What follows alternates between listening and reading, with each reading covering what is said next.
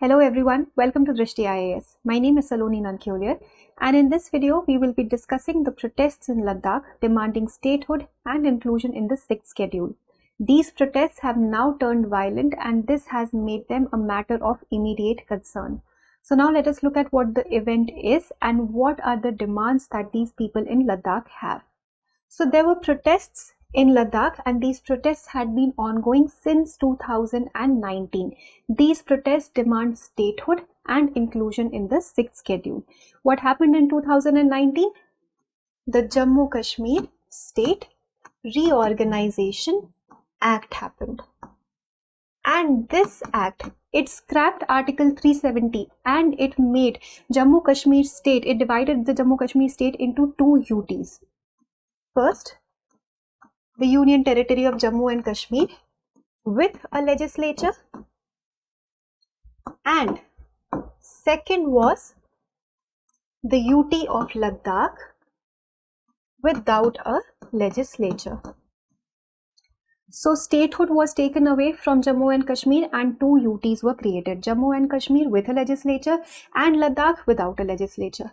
Now these people in Ladakh, they have been demanding ever since 2019, one, complete statehood for themselves, and two, inclusion in the 6th schedule of the Constitution.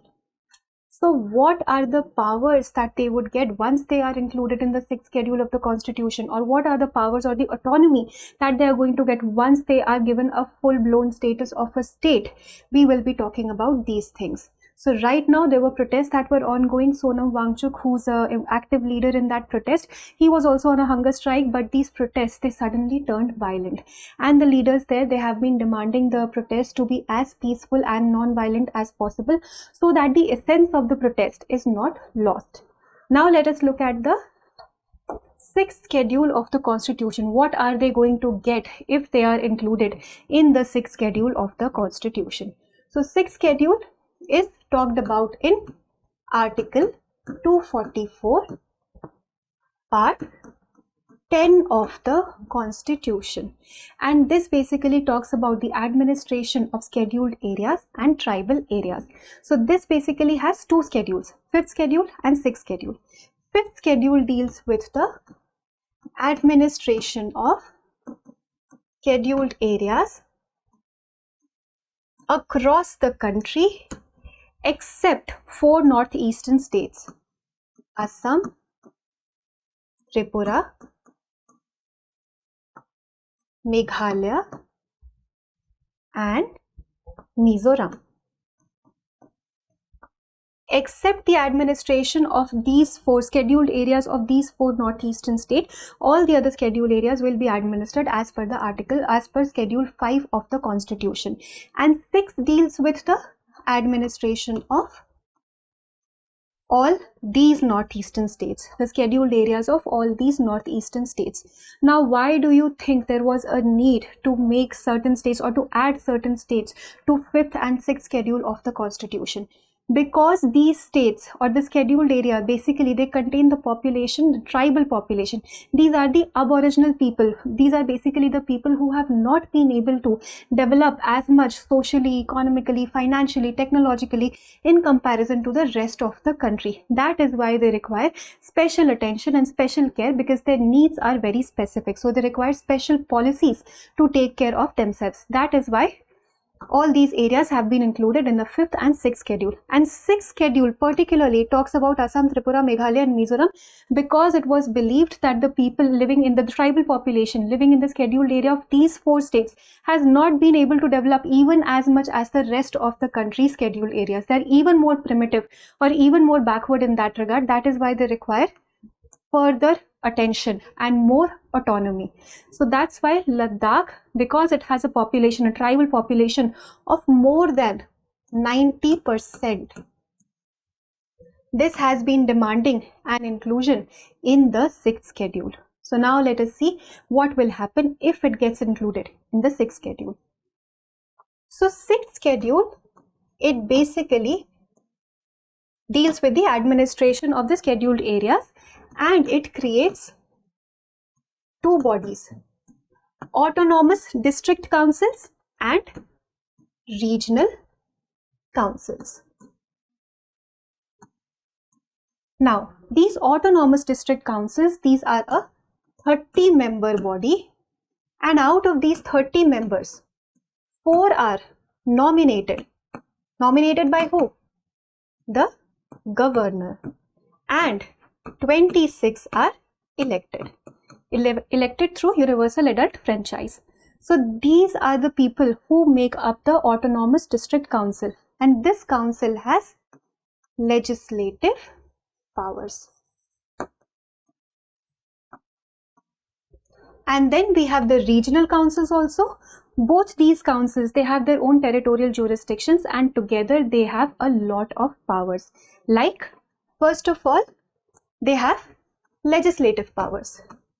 Legislative powers means they can make laws. They can make laws on land, forest, inheritance, and many other things. So they have legislative autonomy.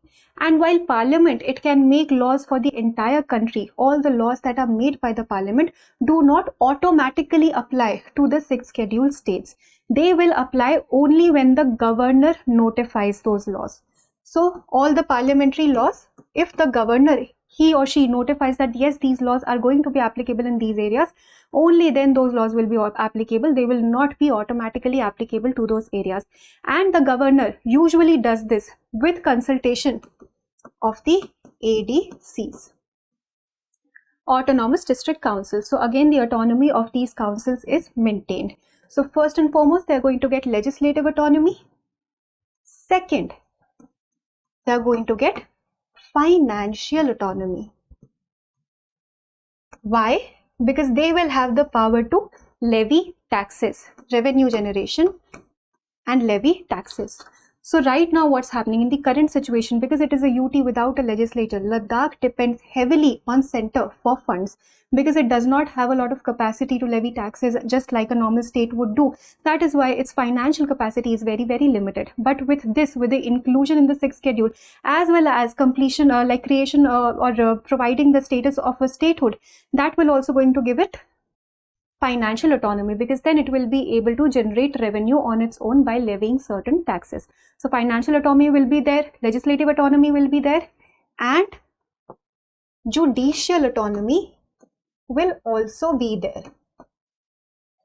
Because these district councils and regional councils, they can also create certain courts, village courts and tribunals for trial of cases.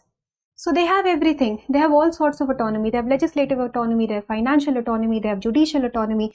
That is why the inclusion into 6th schedule is so important for Ladakh, so that it can have an autonomy in all these things. And who is going to declare an area to be a 6th schedule? So if Ladakh has to be declared a 6th schedule, who is going to do that? The President of India. The President will do that after consultation with the governor. So after the governor advises the president to do so, the president is going to notify that area as a 6th schedule area. So Ladakh, because it wants all these sorts of autonomy, because it has a huge tribal population, that is why it wants to be autonomous in its decision making, in its legislative powers, in its financial powers, in its judicial powers. That is why it has been demanding this 6th schedule status. But till now protests have been ongoing. It has not been clarified so far. It has not been provided so far. So we'll have to wait and watch and see what happens. Next, what can be the way forward here? The way forward, first and foremost, as the leaders have also requested that the protests please be non-violent and peaceful as much as possible, so that the essence of the protest is not lost. Secondly, there should be proper delegations with the center so that this demand can be calibrated. The demand for statehood and inclusion in the 6th schedule can be calibrated. In fact, the National Commission on Scheduled Tribes in 2019, it had already recommended that Ladakh should be included in the 6th schedule of the Constitution, because as per this commission's finding, 97% of the population in Ladakh is tribal. That is why they require special care and attention, and they require special autonomy when it comes to making laws and dealing with the needs of the tribal population concerned there. So the way forward here is that the protests be peaceful, there are proper delegations, and then as per the recommendations of the NCST, the center can finally grant the 6th schedule status to Ladakh. That was all for today's video. Thank you for watching. Now let us practice a question for prelims. With reference to the 6th schedule of the Indian Constitution, consider the following statements. 1. The 6th schedule applies to a certain tribal area in the northeastern states of India. 2. Areas declared as scheduled areas under the 6th schedule cannot have autonomous district councils.